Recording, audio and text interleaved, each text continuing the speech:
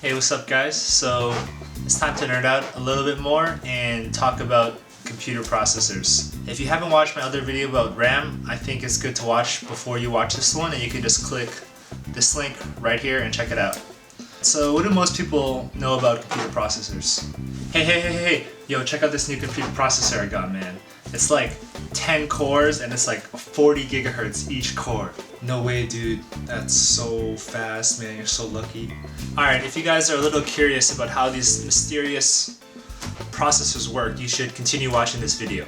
All the concepts are relatively simple, intuitive, and easy to understand, and I'm going to explain them to you in less than 5 minutes, so let's do it. The first thing that you have to understand is what an instruction set architecture is. And I know this sounds really complicated, it has the term architecture in it.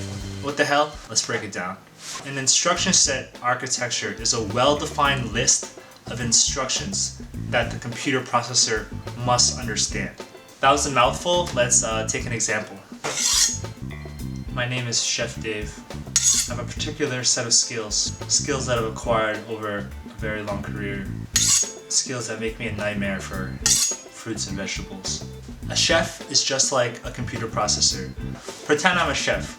I'm responsible for a particular set of kitchen and cooking skills. If we made a list of all the cooking and kitchen skills, cutting, chopping, stir-frying, sauteing, and we compiled a huge list of all those skills, that would be called a chef instruction set architecture. We can just call it Iron Chef instruction set. The Iron Chef architecture, which includes things like cutting and chopping, a computer instruction set architecture might include instructions like adding or multiplying or computer type things, but you don't have to worry about those.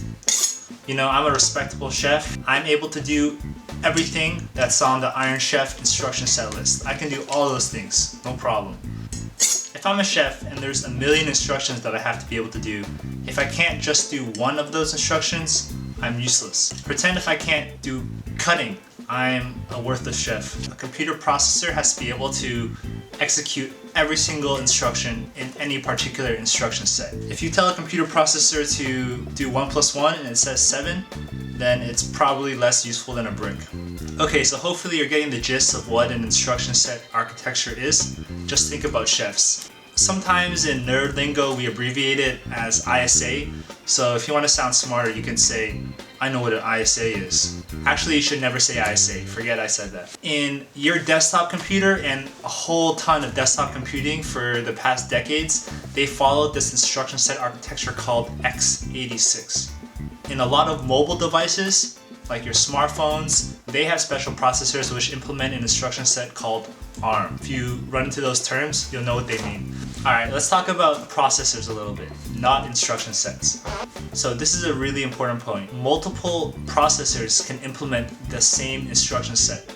So instruction sets don't change as often as processors do. You know, back in the day when Intel came out with Pentium 1, 2, 3, 4, 5, 6, 7, all those Pentiums were actually implementing the same instruction set. So as I told you before, I'm a respectable chef and I can do all the instructions in the Iron Chef instruction set.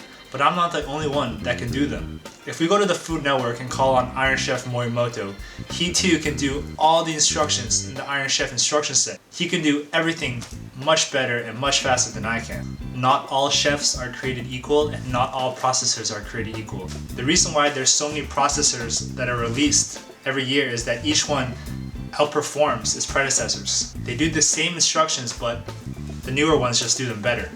Okay, so what exactly is a computer program? You can think of a computer program as a complicated chef's recipe. If you're trying to make a fancy Italian entree, you can break down that recipe into a very specific set of instructions that might all be a part of that Iron Chef instruction set. So any person like me or Iron Chef Morimoto that can execute the Iron Chef instruction set would be able to make that Italian entree given the recipe. All a computer program is a huge list of instructions that are part of a computer's instruction set architecture that the processor can understand. Alright, so you buy a new processor and it's like 2 gigahertz. What the hell is a gigahertz? Hertz is how we measure the speed of a processor. Hertz is also a measure of frequency. Frequency is exactly what you think it is. It's how often something happens in a particular amount of time. That's it.